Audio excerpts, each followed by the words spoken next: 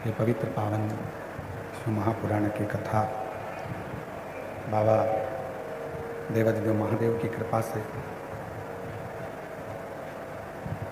श्रावण के पवित्र महीने में, श्रावण के पवित्र अवसर पर ठीक चल रहा है। भगवान शिव के इस पवित्र श्रावण के महीने में पवित्र अवसर पर ये पवित्र शिव महापुराण की कथा श्रवण करने का सौभाग्य बाबा देवाधिदेव महादेव की कृपा से, उनकी करुणा, उनकी उदारता से आप और हमको प्राप्त हुआ है।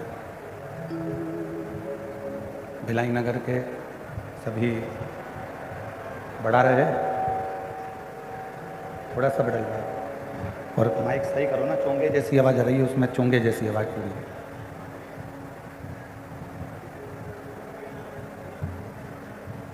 भगवान शिव भिलाई नगर की पवित्र पावन भूमि, जहाँ भगवान शंकर की कृपा से, करुणा से, उनकी उदारता से ये पवित्र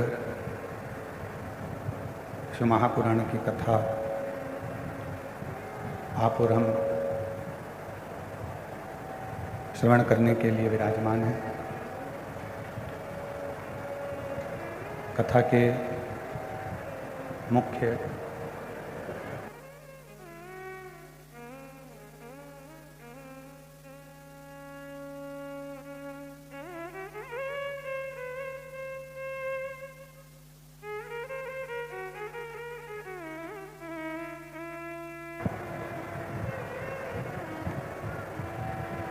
भगवान शिव की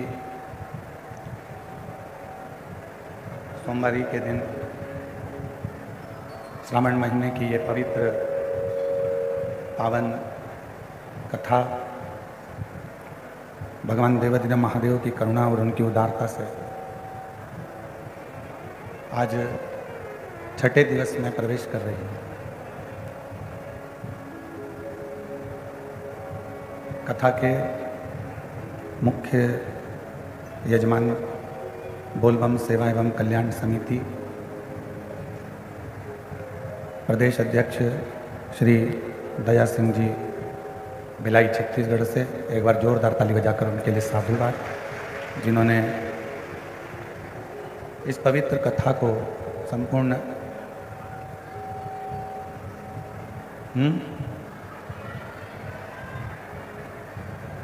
संपूर्ण जनमानस को ये पवित्र कथा दी है। मैं श्री दया सिंह जी को बहुत बहुत साधुवाद देता हूँ, जो श्रावण के इस पवित्र अवसर पर ये पुण्यमय, आनंदमय शिव कथा आप और हमको श्रवण करने का सौभाग्य मिला। एक बार जोरदार ताली बजाकर उनके लिए साधुवाद, धन्यवाद, बहुत पसंद। और तेरी कृपा बिना न हिले एक भी लेते हैं श्वास, तेरी कृपा से तनु तनु। बखान क्या करूं मैं राखों के ढेर का, चपटी भभूत में खजाना कुबेर का।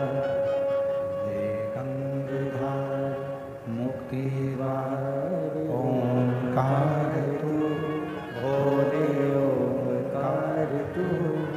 आयो शरण तिहार शंभु तार तार तू। बखान क्या करूं मैं राहों के ढेर का, चपटी भभूत में खजाना कुबेर का। हे गंगाधार मुक्तिवार ओंकार तू, भोले ओंकार तू। आयो शरण तिहार शंभु शिव कथा कर रही है, भगवान शंकर का चरित्र कह रहा है, शिव महापुराण की कथा कर रही है। जब केवल एक मनुष्य, केवल एक मानव ऐसा होता है जिसमें विवेक भी होता है, बुद्धि की प्रबलता भी होती है, और जो ये अपने आज के, कल के, प्रारंभ के और बाद के भी, ये वाला प्रारंभ के और बाद के भी सुख दुख का स्मरण करता रहता है, सुख दुख का स्मरण करता है।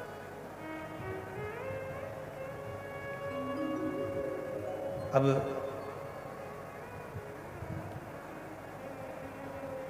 यदि मानव की देह मिली है, मानव का शरीर मिला है, मानव देह प्राप्त हुई है, तो उस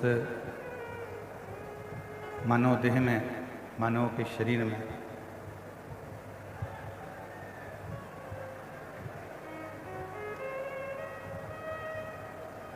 उस मानव देह में, मानव के शरीर में आप कितना भगवान का भजन करते हैं, आप कितना मंत्र का स्मरण करते हैं, ये आपके ऊपर निर्भर करता है।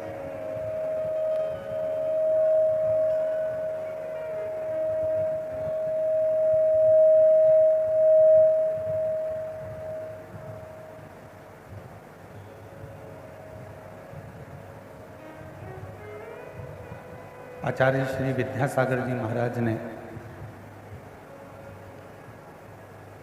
अपनी वाणी में एक बड़ी सुंदर बात कही।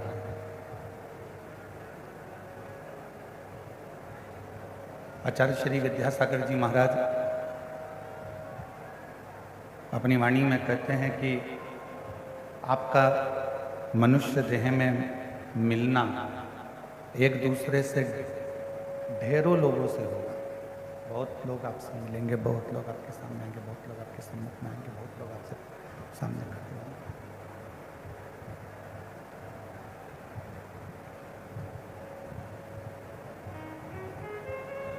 प्रतिदिन हजारों लोगों से, प्रतिदिन लाखों लोगों से आपका मिलना होगा। आचार्य श्री विद्यासागर जी महाराज अपनी वाणी में कहते हैं कि संसार में जन्म लेने के बाद ढेरों लोगों से आपका मिलना होगा, ढेरों लोग आपसे मिलेंगे, ढेरों लोग आपसे मिलेंगे। और उनके मिलने में आचार्य श्री विद्यासागर जी कहते हैं कि जितने भी संसार के लोग आपको मिले,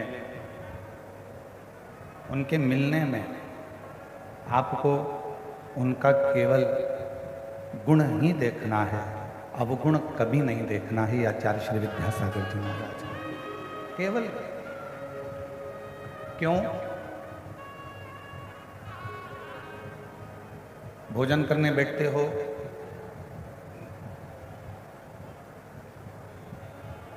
भोजन ग्रहण करने के लिए बैठते हो, तो जो थाली में श्रेष्ठ होता है, थाली में जो बहुत अच्छा होता है, हम पहले वही देखते हैं। शादी आती है, विवाह शादी में हम सबसे पहले जो अच्छी साड़ी होती है पहनने के लायक, उसको ही देखते हैं।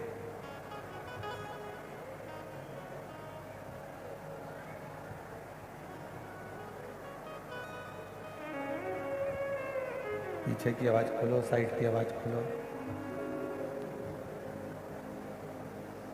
भोजन की थाली में जैसे हमने केवल जो शुरुआत में अच्छा ही देखा है, उसी तरह शादी में, विवाह में प्रेशर ही नहीं खोल रहे हो तुम लोग, अंदर का भी प्रेशर नहीं है तो बाहर का प्रेशर कहाँ से आया?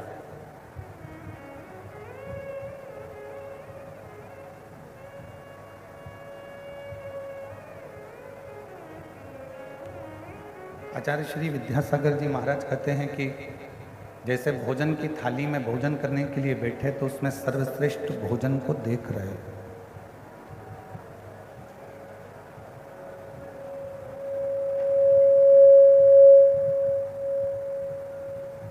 अलमारी खोली है वस्त्र पहनने के लिए, विवाह है, शादी है, तो उसमें श्रेष्ठ वस्त्र ही देख रहे।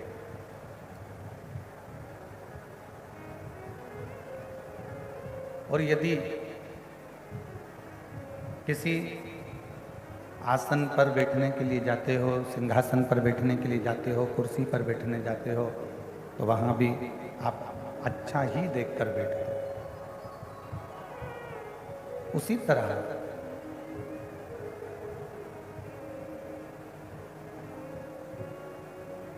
ये संसार सागर में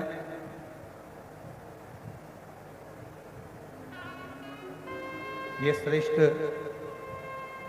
हमारे बीच में छत्तीसगढ़ शासन के माननीय मुख्यमंत्री जी श्री विष्णुदेव जी सहाय जी की धर्मपत्नी श्रीमती कौशल्या देवी जी सहाय पधारी हैं। एक बार जोरदार ताली बजाकर उनका स्वागत, वंदन, अभिनंदन। जिन्होंने इस पवित्र शिव महापुराण कथा को श्रवण करने के लिए पधारे, उनके लिए साधुवाद, वंदन, अभिनंदन। एक बार जोरदार ताली बजाकर उनका स्वागत करें।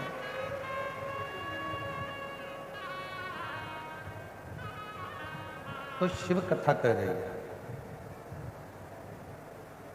भगवान शंकर का संवाद कह रहा है, शिव महापुराण की कथा कह रही है। भोजन की थाली में भोजन श्रेष्ठ देखा जाता है, अलमारी में वस्त्र श्रेष्ठ देखा जाता है, बैठने के लिए स्थान श्रेष्ठ देखा जाता है। उसी तरह कोई से प्रतिदिन ना जाने कितने कितने लोगों से आपका और हमारा मिलन होता है, ना जाने कितने कितने लोग प्रतिदिन मिलते हैं, तो प्रयास करो कि उसमें जो हमसे मिल रहा है, जिससे हम मिल रहे हैं, जो हमसे मिल रहा है, जिससे हमारा मिलन हो रहा है, कोई हमारे सम्मुख में आया है, कोई हमारे सामने आया है, तो प्रयास ये करा जाए कि उसमें हम बुरा ना देखें, हम उसमें कुछ गुण देखें, अच्छा देखें।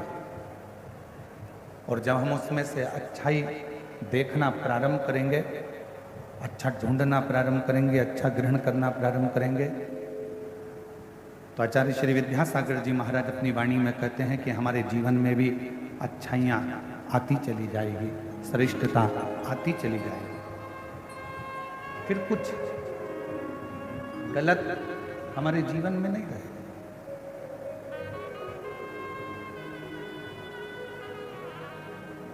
और मैंने तेरे ही भरोसे बाबा, तेरे ही भरोसे हवा बिच उड़ती जवानी बाबा, डोर है तो छड़ी नामी कटी जवानी।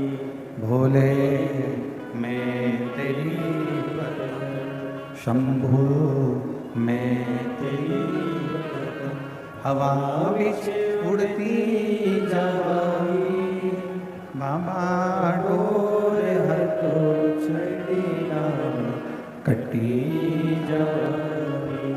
भोले मैं तेरी शिव कथा शंकर का चरित्र का, शिव महापुराण का चरित्र का, शिव कथा कर रहे। और ये गुण हिरण्यकशिपु के पुत्र श्री प्रहलाद जी का भी है।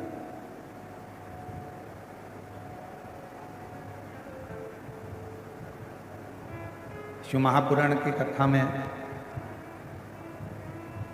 हिरण्याक्ष के बेटे अंधकासुर और हिरण्यकशिपु के पुत्र प्रहलाद दोनों की कथा है।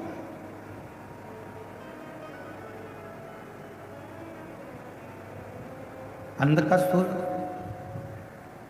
जो भगवान शंकर के नेत्र बिंदु से प्रकट हुआ और जिसको माँ जगत जननी पार्वती जी ने अपना पुत्र मान लिया।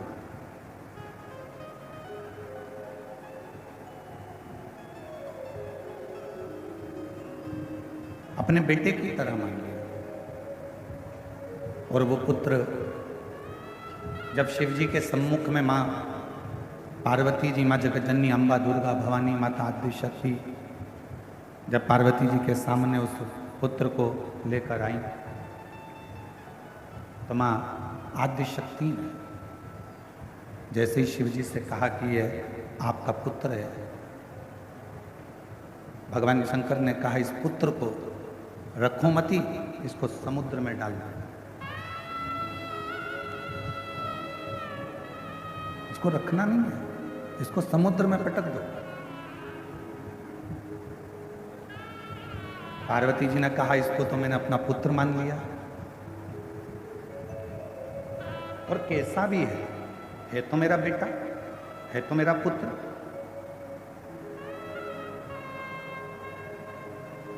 शिव कथा कहती है, भगवान शंकर का चरित्र कथा है, शिव महापुराण की कथा कहती है, भगवान देवादिदेव महादेव का चरित्र कथा है। झोपड़ी में रहकर भी अगर कोई भगवान का भजन कर रहा है और महल में रहकर भी अगर कोई भगवान का भजन कर रहा है, भगवान उसके नाम से उसको नहीं जाना।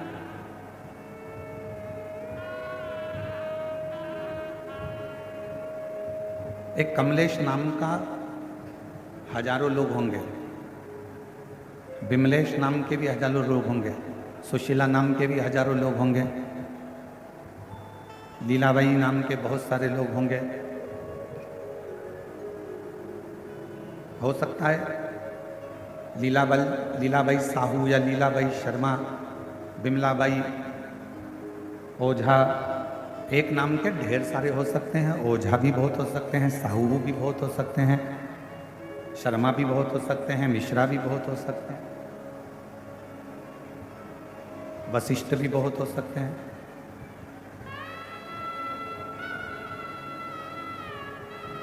एक नाम के हो सकता है कि बहुत सारे लोग हों। मेरे शंकर भगवान के यहाँ आपका नाम नहीं चलता,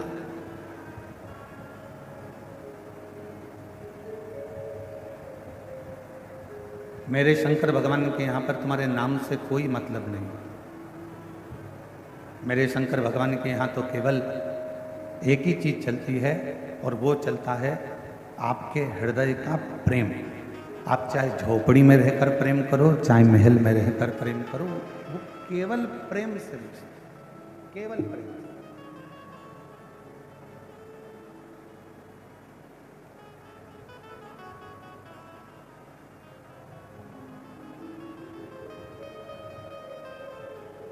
अब यदि सच्चा प्रेम है तो शबरी अम्बा के लिए मेरे राम जी महाराज, किसी ने बड़ा सुंदर कहा कि राम जी रावण को मारने के लिए राम जी वन में गए थे, पर शिव महापुराण की कथा कहती है रावण को तो राम जी अयोध्या में बैठकर भी मार देते। मेरे राम जी रावण को मारने के लिए नहीं, मेरे राम जी तो माँ शबरी को दर्शन देने के लिए वन में गए, माँ शबरी को दर्शन देने।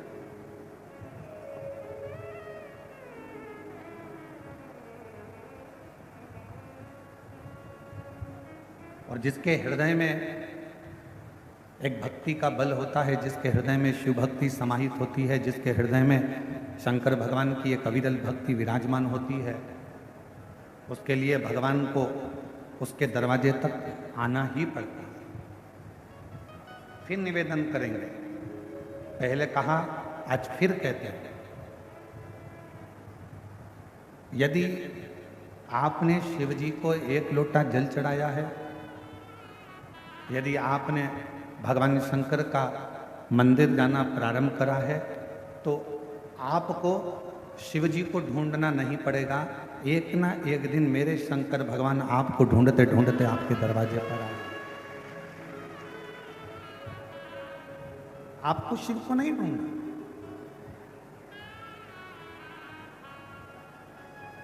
हमारे छत्तीसगढ़ शासन के माननीय मुख्यमंत्री जी की धर्मपत्नी जी के लिए मैं कहूंगा, श्रीमती कौशल्या देवी साहे जी के लिए,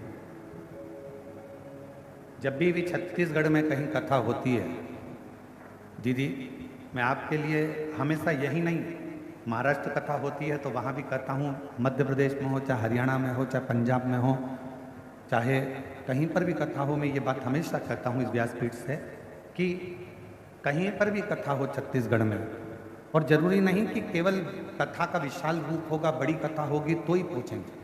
ये दीदी का ऐसा नेचर है, ऐसा स्वभाव है कि प्रत्येक अगर कोई आकर छोटा बच्चा भी कह देता है तो उसके यहाँ भी आकर वो खड़ी हो जाती हैं और कथा का रस्तत्व। ये कितना भी ऊंचा सिंहासन क्यों ना हो गया हो, परंतु अपनी हृदय की और अपने संस्कारों की अनुकूलता के साथ चले। बहुत बहुत साधुवाद आपको। और यही सरलता होना चाहिए। जैसे मेरे भिलाई की बेटियां, मेरे भिलाई की जीजियां, मेरे भिलाई के जीजा हों, मेरी भिलाई की माताएं, मेरे भिलाई के पुरुष, ये जितने पंडाल में बैठे हुए हैं, आप कथा के पंडाल में, हमें मालूम है कई लोगों ने 5 कथा सुनी होगी, किसी ने 7 कथा सुनी होगी, किसी ने 10 कथा सुनी होगी, किसी ने 8 कथा सुनी होगी, किसी ने 3 कथा सुनी होगी, पर इतना विश्वास जरूर इस व्यासपीठ के माध्यम से सावन की आज सोमवारी है, इस विश्वास के साथ कहता हूं कि जितने लोग दिल से कथा को सुनते हैं, अगली बार फिर जब कथा होगी तो आपकी झोली फिर खुशियों से भरी होगी। ये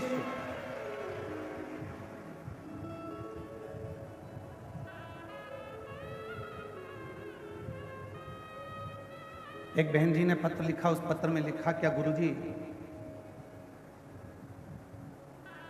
इस शिव महापुराण में ऐसा क्या है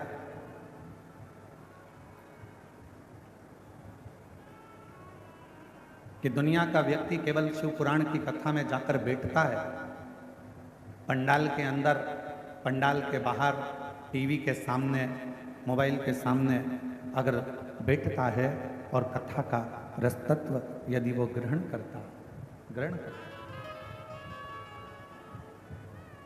तो उसके मन की कामना पूर्ण हो जाती है। ऐसा शिव पुराण में है क्या?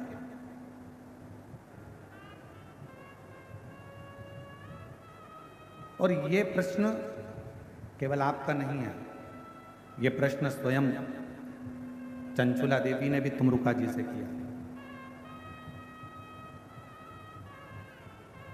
ये प्रश्न स्वयं चंचुला देवी ने तुमरुका जी से करा था कि तुमरुका जी, मां जगत जननी पार्वती जी ने कहा है कि अपने पति के मोक्ष के लिए, बिंदु के लिए शिव महापुराण की कथा श्रवण करो, और मेरे पति ने ना तो कभी दान किया, मेरे पति ने ना कभी धर्म करा, मेरे पति ने ना कभी पुण्य करा, मेरे पति ने ना कभी सत्कर्म किया, मेरे पति ने कभी ना मंत्र जाप किया, मेरे पति ने ना कभी किसी तीर्थ का दर्शन किया, ना मंदिर गया, फिर आखिर मेरे पति को मोक्ष कैसे मिल जाएगा?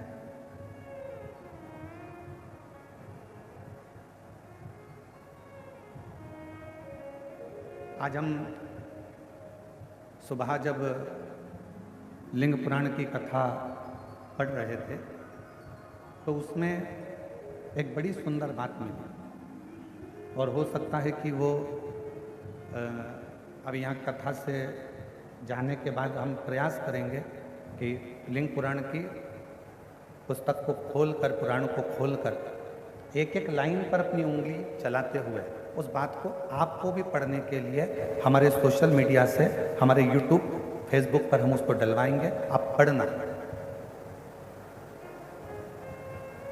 और हम प्रयास करेंगे कि आज ही वो जो हमने पढ़ा है लिंग पुराण में कि किसी ने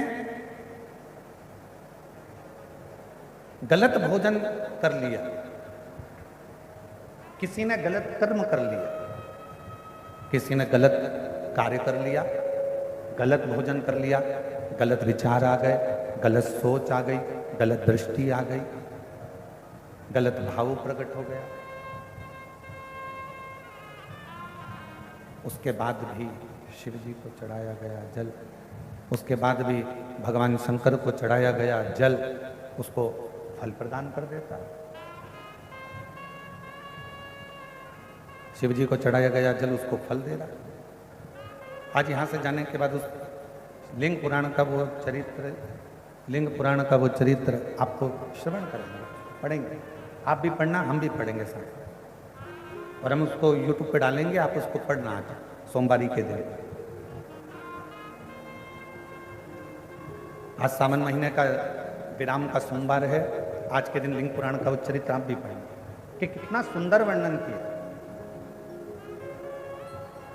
स्वयं चंचुला देवी कह रही हैं तुमरुका जी से कि मेरे पति ने ना कभी दान करा, ना कभी पुण्य करा, ना कभी सत्कर्म करा, ना कभी भजन किया, ना कभी कीर्तन किया, ना कभी मंत्र जाप किया, फिर मेरे पति को आप कह रहे हो कि मोक्ष मिल जाएगा। ऐसे कैसे मिल जाएगा? कैसे मोक्ष मिल सकता? कैसे मुक्ति मिल सकती? तुमरुका जी ने कहा ये केवल शिव महापुराण नहीं है, ये केवल शिव महापुराण नहीं है।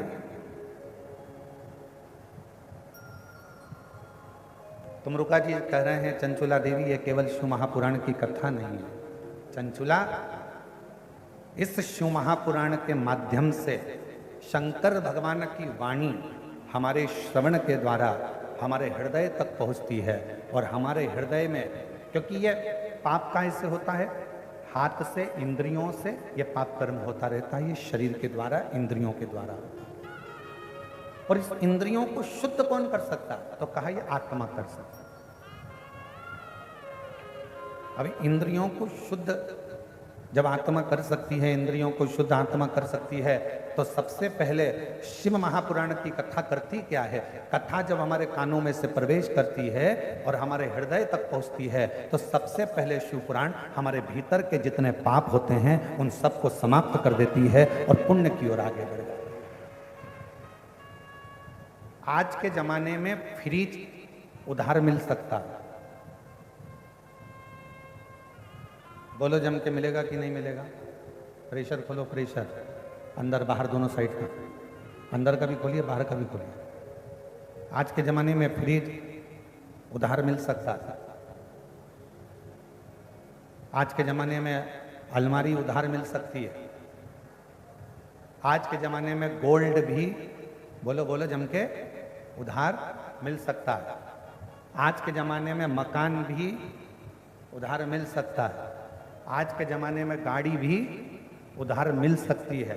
आज के ज़माने में कपड़े भी, बोलो जम के, उधार मिल सकते हैं। आज के ज़माने में किराने का सामान भी उधार मिल सकता है। आज के ज़माने में सब्जी भी उधार मिल सकती है। आज के ज़माने में दूध की थैली हो, चाहे तुम्हारे डेंटिंग पेंटिंग का सामान हो, वो भी उधार मिल सकता है। पर आज के ज़माने में पुण्य कभी उधार नहीं मिलता, पुण्य हमें कमाना ही पड़ेगा। पुण्य उधार नहीं मिलेगा, पुण्य को तो तुम्हें कमाना ही पड़ेगा। और कोई तुमसे कह दे कि कोई का पुण्य, लोग कहते हैं हमारा पुण्य हमारे पति को लग जाए, पति का पुण्य पत्नी को लग जाए, बेटे का पुण्य बाप को लग जाए, बाप का पुण्य बेटे को लग जाए। ना ना ना ना, शिव महापुराण की कथा कहती है अपने कर्म का अपने को भोगना है, अपने को छींक आई है, अपने को छींकना है, अपने को खांसी आई है, अपने को खांसना है, अपने को अगर पेट दुखा है तो दवाई भी अपने को खाना है, पड़ोसी को नहीं। उसी तरह अपना पुण्य अपनों को एकत्रित करना है, कोई दूसरा एकत्रित नहीं करना। इसलिए फिर निवेदन, हिम्मत बुरे कर्म कर वरना पछताएगा, भगवान की आंखों से तू बच नहीं पाएगा, तू बच नहीं पाएगा। अरे ओ अज्ञानी मत करना, अरे ओ अज्ञानी मत करना, तेरे कर्म का फल भी तू ही पाएगा, जैसा किया तूने तेरे आगे आएगा। मत बुरे कर्म कर वरना पछताएगा, भगवान की आंखों से तू बच नहीं पाएगा, तू बच नहीं पाएगा। तो हम हमारा पुण्य खुद करना पड़ेगा। कपड़े उधार मिल जाएंगे, अलमारी मिल जाएगी, फ्रिज उधार मिल जाएगा, गाड़ी उधार मिल जाएगी, बंगला उधार मिल जाएगा, पर पुण्य उधार नहीं मिलता। पुण्य उधार नहीं मिलता।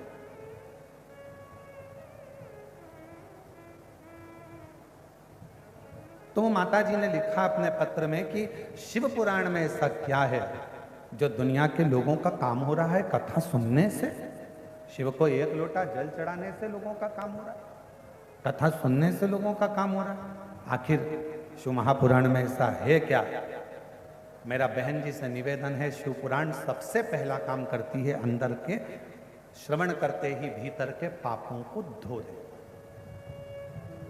अच्छा, एक प्रश्न करें, आपसे उत्तर दीजिएगा। ए मेरी भिलाई की जीजियों और जीजाओं, बेटियों बेटाओं, सब उत्तर दें। कथा सुनने के लिए जब हम जाते हैं, अब ये पंडाल तो बहुत बड़े बड़े हैं और आप लोग आए भी बहुत सारे हो।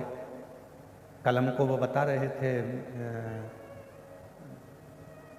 पुलिस अधीक्षक आदि कि गुरुजी इतना शिव भक्त कथा सुनने के लिए आया है कि ये 5 पंडाल जैसे भरे पड़े हैं ना, इसमें के 15 पंडाल और लगा दिए जाएं और बाहर की पब्लिक को उसमें कर दिया जाए तो भी पंडाल भरे की भरे ही रहे। इतना भर।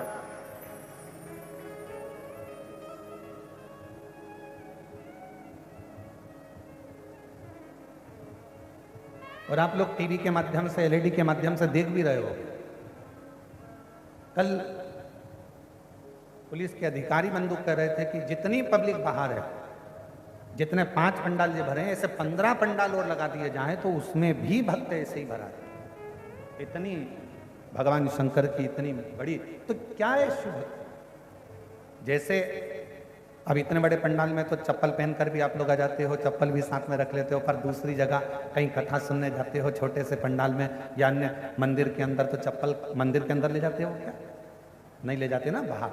कथा सुनने के समय चप्पल कहाँ रख देते हो? बाहर। तो जैसे शिव महापुराण की कथा कर रही है कि हमारी चप्पल जैसे बाहर रह जाती है, उसी तरह जब हम शिव महापुराण की कथा को श्रवण करने के लिए जाते हैं, बैठते हैं, तो हमारे भीतर का जो पाप है वो एक क्षण में निकल कर बाहर हो जाता है और पुण्य अंदर समाहित होता है।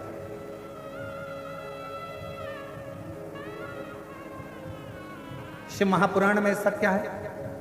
तो कहा ये अंदर के पाप को धोती है।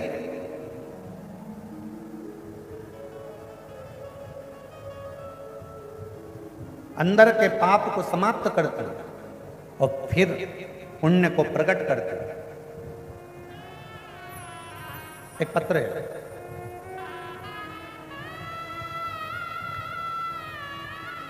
मेरा नाम पिया जाना, मैं भिलाई के बापू नगर खुर्सी पार में रहती हूँ। कहीं बैठी हो आप ही हैं? एक बार वापिस हाथ हिला दो, आ जाइए, एक बेलपत्र ले जाना, आ जाओ। मैं भिलाई के, मेरा नाम प्रिया जाना है, मैं भिलाई के बापू नगर कुर्सी पार में रहती हूँ। मेरी मौसी की शादी को 49 साल हो गए थे।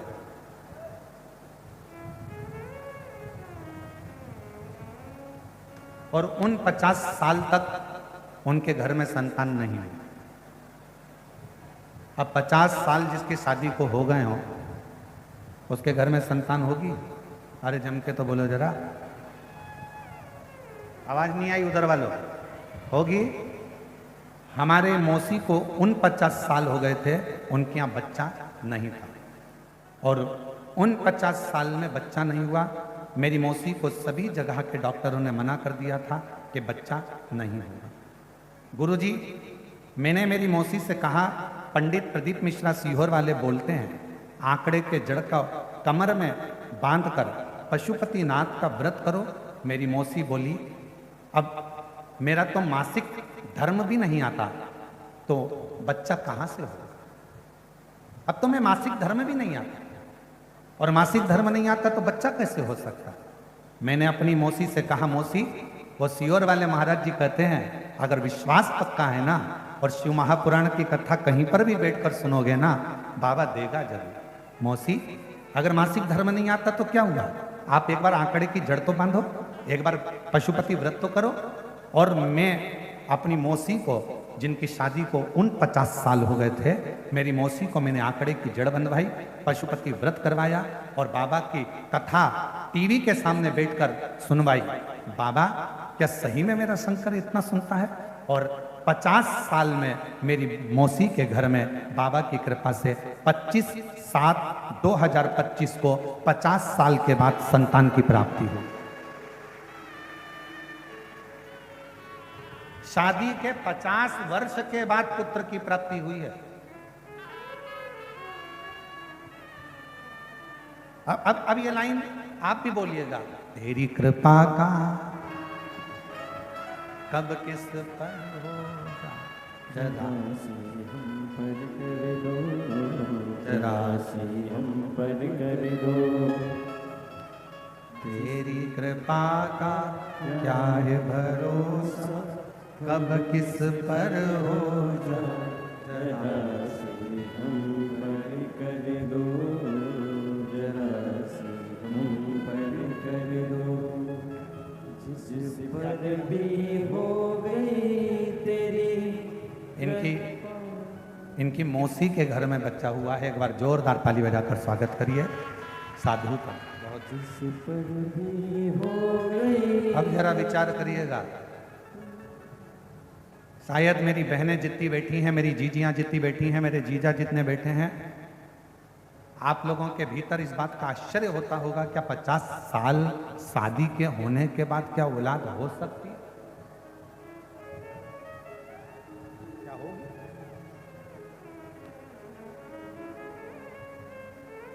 और जिस पर भी हो गई तेरी कृपा करुणा, वो भव पार हुआ, भव पार हुआ। पापी हो चाहे जितना, उसका भी बाबा उद्धार हुआ, उद्धार हुआ। गिद्ध अजामिल गणिका जैसे तेरे मन को भाए, जरा सी हम पर कर दो, जरा सी हम पर कर दो। तेरी कृपा का क्या है भरोसा, कब किस पर हो जाए, जरा सी हम पर कर दो। अब जरा विचार करो, क्या 50 साल में, शादी के 50 साल बाद अगर वो संतान दे सकता है, तो ईमानदारी से शिव महापुराण की कथा, अगर आपने शंकर भगवान को अपना पिता मान लिया और दिल से कथा के पंडाल में बैठकर यदि कथा सुन ली, तो वो दुनिया का सारा ठाट दे सकता।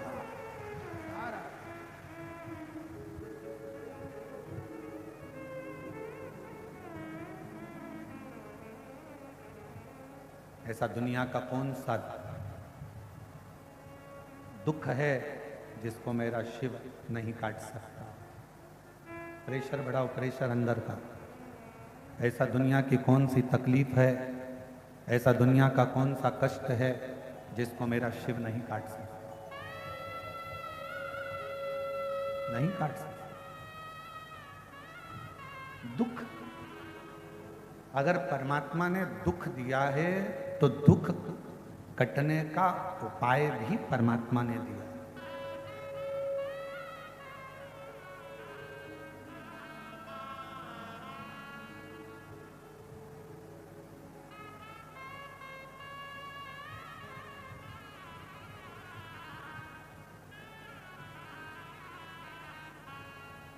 अगर भगवान ने थोड़ा सा कष्ट दिया है तो उसको काटने का उपाय भी दिया। दशरथ जी के घर में जब संतान नहीं हुई, गुरु जी के पास में गए और गुरु जी के पास में जाकर उन्होंने निवेदन करा, विनय करी, प्रार्थना करी, कोई उपाय बताओ मेरे घर में औलाद हो जाए, संतान हो जाए। अब दुनिया के लोग कहते हैं सियोर वाला महाराज केवल उपाय उपाय बताता रहता है शिव पुराण में।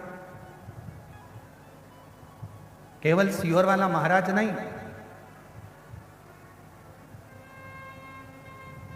त्रेता में श्री दशरथ जी महाराज जी ने भी अपने गुरु जी से उपाय पूछा था कि मेरे घर में औलाद कैसे हो।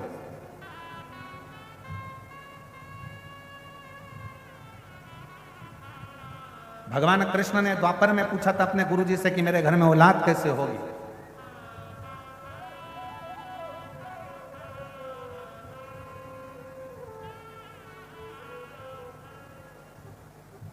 गोपियों ने पूछा था अपने वृद्ध माताओं से, गोपियों से कि हमें कृष्ण कैसे मिल सकते हैं, कैसे प्राप्त हो सकते।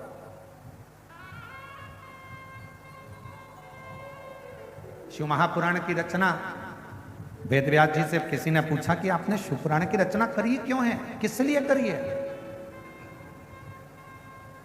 जब आपने स्कंद पुराण, कुर्म पुराण, आदिकादिक पुराण, सारे वेद शास्त्र, महाभारत सबकी रचना कर दी, फिर शिव पुराण की रचना क्यों।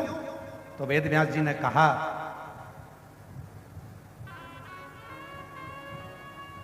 रामचरितमानस मनुष्य को जीना सिखाती है, श्रीमद् भागवत मृत्यु कैसा होना चाहिए ये श्रीमद् भागवत बताती है, और शिव महापुराण की कथा अपने मनुष्य देह में दुख कैसे समाप्त होता है ये शिव महापुराण की कथा बताती है। अपने दुखों को कैसे मिटाया जाए, अपने कष्टों को कैसे समाप्त किया जाए, अपने जीवन में जो तकलीफ आई है हम कहां जाकर कहें, किससे कहें। अगर दुनिया के आगे जाकर कहेंगे लोग हंसेंगे कि ये तो जगह जगह पहले तो जाती पड़ती थी अब रोती पड़ती। दुनिया के सामने बोलेंगे लोग हंसेंगे, हम किससे कहें। तो शिव महापुराण की कथा में वेद व्यास जी सारे काली मिर्च कैसे चढ़ाना है, काली तिल कैसे चढ़ाना है, धतूरा कैसे चढ़ाना है, बेलपत्र कैसे चढ़ाना है, कैसा नियम धारण करना है, क्या करना है। हम डॉक्टर के पास जाते हैं तो डॉक्टर भी दवाई लिखता है तो ये बता देता है ये दवाई सुबह खाना, ये शाम को खाना, ये भोजन के पहले खाना, ये भोजन के बाद खाना, इससे ये सुबह मॉर्निंग में जल्दी खा लेना, डॉक्टर भी बताता है। उसी तरह शिव महापुराण में वेद व्यास जी ने सारी बातें एक एक लिख दी कि शंकर को बेलपत्र कैसे चढ़ाना, शिव की आराधना कैसे करना। और थोड़ा बहुत अगर शिव महापुराण से अगर हटकर देखें तो लिंग पुराण में भी वर्णन आया, कुर्म पुराण में भी वर्णन आया। ऐसी कोई पुराण नहीं जिस पुराण में भगवान शंकर के चरित्र का, भगवान शिव की पूजन का, भगवान शंकर के अनुमोदन का, भगवान शिव के भजन का वर्णन नहीं आया।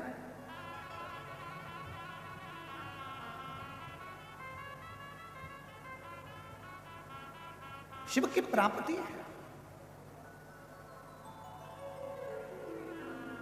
और महादेव नमन चरणों में। सोमवार ये सब बोलो महादेव नमन चरणों स्वीकार कीजिए, सबका किया है मेरा भी उद्धार कीजिए, उद्धार कीजिए। है त्रिपुंडधारी, है त्रिशूलधारी, है त्रिपुंडधारी, है त्रिशूलधारी। शरणों में तेरे बाबा जी पावन है चारों धाम। शरणों में तेरे बाबा जी पावन है चारों धाम।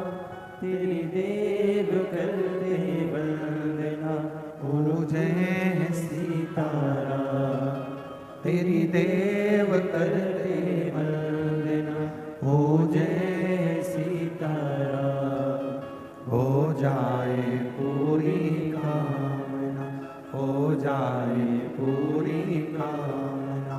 उपकार कीजिए, सबका किया है मेरा भी उद्धार कीजिए, उद्धार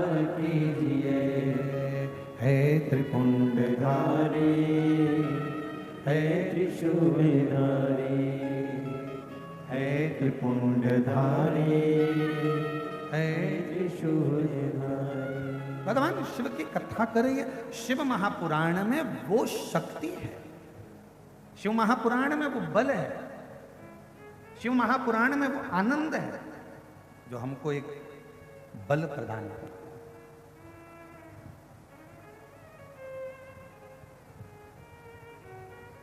अच्छा, ईमानदारी से किसी डॉक्टर के पास जाकर पूछना,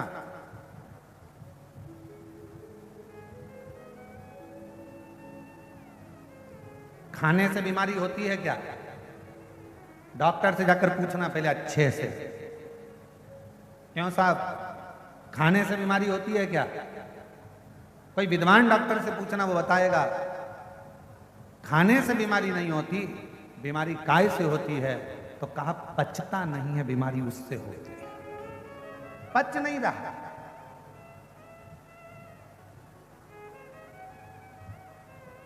खाने से कभी बीमारी नहीं आती, अंदर जो भोजन गया है वो पचना चाहिए, पचता नहीं है, इसलिए बीमारी पकड़ती रहती है। पेट दुखेगा, कब्ज होगा, फिर अनेक अनेक बीमारियां आने लगेगी, हार्ट पर असर आएगा, कहीं नेत्रों पर असर आएगा, श्रवण शक्ति में असर आएगा, कंठ पर असर आएगा, ऐसे बीमारियां बढ़ती चली जाती है। तो कोई डॉक्टर से जाकर पूछे क्यों साहब खाने से बीमारी आती है? नहीं साहब खाने से तो नहीं आती, पचता नहीं है ना, बीमारी पचे तो नहीं आ सकती, पर पचन शक्ति हमारी समाप्त हो गई। उसी तरह लोग कहें क्यों गुरुजी भगवान कब सुनेगा, भगवान कैसे सुनेगा? मैंने पशुपति व्रत करे, मैंने शंकर जी को 1 लोटा जल चढ़ाया, मैंने शिव जी की आराधना करी, भगवान कब सुनेगा? 1 साल हो गया, 1.5 साल हो गया। हमारा निवेदन है, खाने से बीमारी नहीं आती, पहचान नहीं रहे हो इसीलिए बीमारी आ रही है। उसी तरह तुम कथा सुन तो रहे हो, मना नहीं है, पर तुम भगवान से दिल नहीं लगा पा रहे। जिस दिन तुमने दिल लगा लिया उस दिन शिव ने तुम्हारा सुन लिया। जब ये 50 साल की शादी के 50 साल बाद जब भगवान औलाद दे सकता है, शादी के जब 50 साल बाद भगवान पुत्र दे सकता है, तो जरा विचार करिए कि शिव शिव मतलब आप मन नहीं लगा पाए, तन तो लगा लिया, शरीर तो लगा लिया, पहुंच भी गए कथा में। और हम पहले भी कथा में आप लोगों से कहें, आज फिर कहते हैं, भीड़ बढ़ाने के लिए कभी कथा में मत जाओ, भीड़ बढ़ाने के लिए कथा में मत जाओ। हम फिर निवेदन करेंगे, भाव बढ़ाने के लिए, मन को जोड़ने के लिए, शिव को पाने के लिए शिव महापुराण की कथा में जाओ। भीड़ बढ़ाने से क्या मतलब? तुम्हारी जितनी जितनी भीड़ बढ़ती चली जा रही है, सोच सोच कर आश्चर्य हो रहा है। हर कथा में ऐसे ऐसे पंडाल, अब यहाँ तो देखो तो ये दया सिंह जी ने 5-5 पंडाल लगवा दिए। अब आयोजक परिवार कथा कराए तो कितनी व्यवस्था करे तुम्हारे लिए? बोलो ईमानदारी की बात बोले जरा, कितनी व्यवस्था करे? 5 पंडाल की जगह 6 लगाए, 7 लगाए, 8 लगाए, 10 लगाए, कितने पंडाल लगाए, और उतने भक्त बाहर बैठे, फिर इतने भक्तों की भोजन व्यवस्था।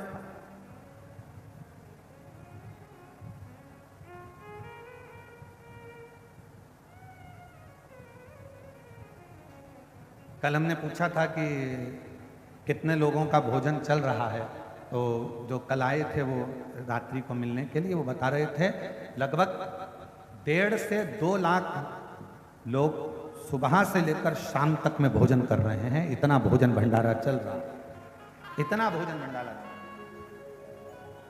इतनी व्यवस्था। अब जरा विचार करिए, अब हम कहें कि इतनी व्यवस्था करना, दया सिंह जी बहुत बहुत साधुवाद आपका, ये सुंदर व्यवस्था के लिए साधु। इतनी व्यवस्था, अब इतने भक्तों की बैठने की व्यवस्था, जलपान की व्यवस्था, भोजन की व्यवस्था, फिर इन लोगों के लिए अनेक अनेक व्यवस्थाएं, और साथ में मैं संपूर्ण यहाँ के छत्तीसगढ़ शासन को और छत्तीसगढ़ के इस भिलाई नगर के यहाँ के IG, DIG, commissioner, collector, SP, SSP और टीआई और आदि जितना चिकित्सा विभाग है, विद्युत विभाग है, पीडब्ल्यूडी विभाग है, यहाँ का वन विभाग है, और यहाँ के जितने बड़े बड़े आला अधिकारी हैं, यहाँ के तहसीलदार हों, पटवारी हों, यहाँ के जितने जितने बड़े बड़े अधिकारी हैं, मैं सबको धन्यवाद देता हूँ। आपकी मेहनत आज इस कथा को 6ठे दिन तक लेकर, ये आपकी मेहनत। और यहाँ के प्रशासन को और यहाँ के चाहे विधायक महोदय हों, सांसद महोदय हों, यहाँ के मंत्री महोदय हों और यहाँ के मुख्यमंत्री महोदय श्री विष्णुदेव सहाय जी हों, मैं सबको साधुवाद देता हूँ कि आपके क्षेत्र में इतना दिव्य और भव्य आयोजन हो रहा है। ये शिव की ही कृपा है, शंकर की करुणा, शिव की।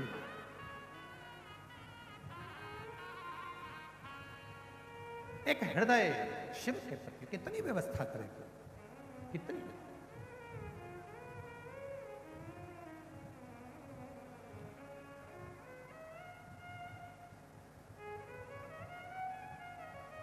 कई लोगों को तो सूचना मिलती है दीदी, तो कई लोगों को सूचना मिलती है कि इतना भीड़ आता है क्या, आश्चर्य होता है।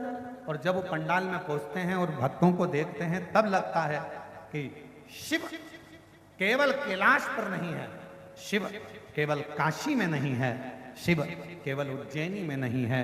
जब यहाँ के भक्तों को देखा जाता है तब लगता है शिव सबके दिल में विराजमान है, सबके हृदय में विराजमान, सबके। और शंभु शरणे पड़ी मांगू घड़ी, दुख काटो दया करी,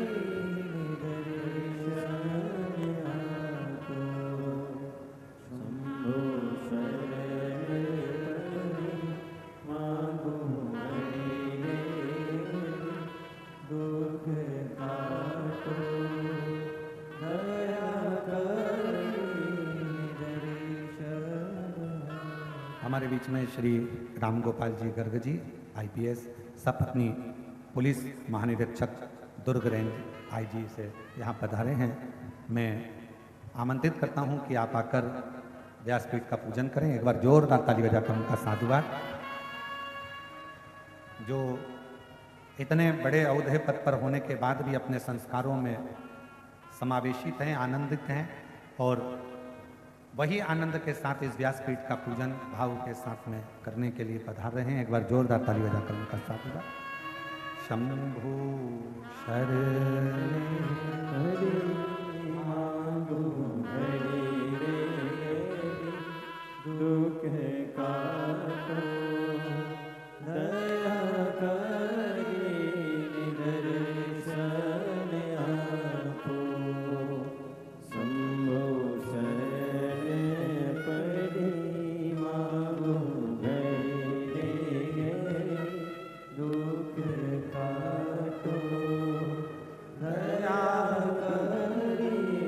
दर्शन ओ शंभु शरणे मांगू घड़ी रे, दुख काटो दया करी, दर्शन आपो। तो बीमारी कहां से पैदा हो रही है? हमारा अपाच, खाने से बीमारी नहीं, पच नहीं रहा उससे बीमारी। अर्थात भगवान मिलता क्यों नहीं है, क्यों हमको नहीं मिल रहा, उसका कारण हमको ढूंढना नहीं। क्यों नहीं मिल, क्यों नहीं?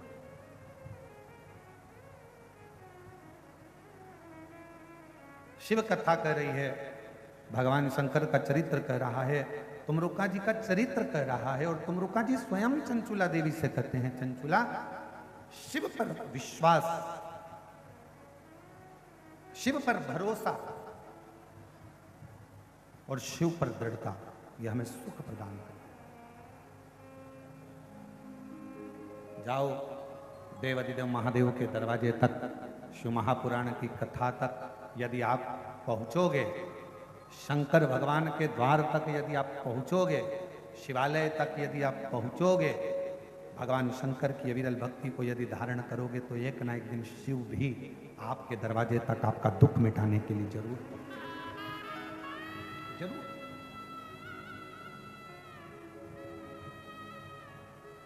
लिंग पुराण के अंदर आता है कि व्यक्ति ने अपने जीवन में कैसा भी कर्म किया हो, पर शिव की आराधना, आज उसका स्मरण करेंगे अपन शाम को, शिव आराधना यदि करी है तो उसका फल मिलता है। कोई पिछले जन्म के अच्छे कर्म मुझे बाबा तेरा साथ मिला, कोई पिछले जन्म के अच्छे कर्म मुझे बाबा तेरा साथ मिला। जहाँ सारी दुनिया झुकती है, जहाँ सारी दुनिया झुकती है, मुझे वो आली दरबार मिला, दरबार मिला। कोई पिछले जन्म के अच्छे कर्म मुझे बाबा तेरा साथ मिला, कोई पिछले जन्म के अच्छे कर्म मुझे बाबा तेरा साथ मिला। जहाँ सारी दुनिया झुकती है, जहाँ सारी दुनिया झुकती है, मुझे वो आली दरबार मिला, दरबार मिला। कोई पिछले जन्म के अच्छे कर्म मुझे बाबा तेरा साथ मिला, कोई पिछले जन्म के अच्छे कर्म मुझे बाबा तेरा साथ मिला। कोई हमारा पूर्व का पुण्य होगा, शिव भक्ति में जो लगे,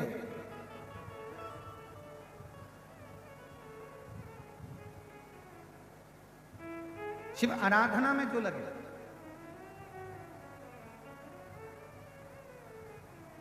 अंधकासुर मां जगत जननी जगदम्बा ने अपनी गोदी में लेकर कहा कि ये मेरा पुत्र है, मना कर दिया शिव ने, इसको समुद्र में डालना, इसका कोई काम नहीं, समुद्र में डालो इसको। एक प्रहलाद और एक अंधकासुर, ये दो हैं।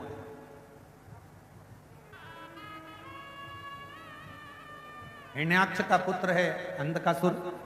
जब मां जगत जननी जगदम्बा ने अपना भाव रखकर, अपना प्रेम रखकर, अपना स्नेह रखकर उस बालक को अपना मान लिया, पुत्र के स्वरूप मान लिया और उसको बाद में समुद्र में डाल दिया, शिव जी के कहने, शंकर जी के,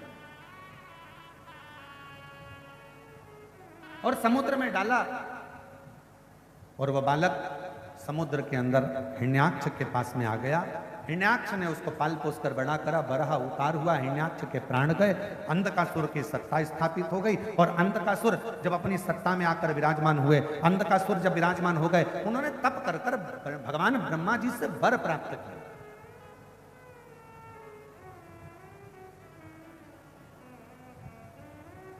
और फिर निवेदन करें, अभी कथा में कहा था फ्रिज उधार मिल जाएगा, कपड़े उधार मिल जाएंगे, जेवर उधार मिल जाएंगे। आज के समय में तो दूल्हा के कपड़े भी उधार मिल जाते हैं, सब कुछ उधार मिल सकता है, पर पुण्य उधार नहीं मिल सकता। इसलिए पुण्य को आपको और हमको कमाना है, कुछ अच्छा कर कर।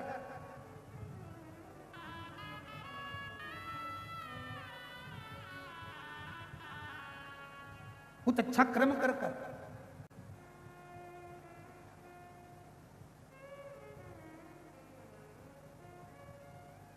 श्रेष्ठ कर्म करो, कुछ पुण्य को कमाने का प्रयास करो।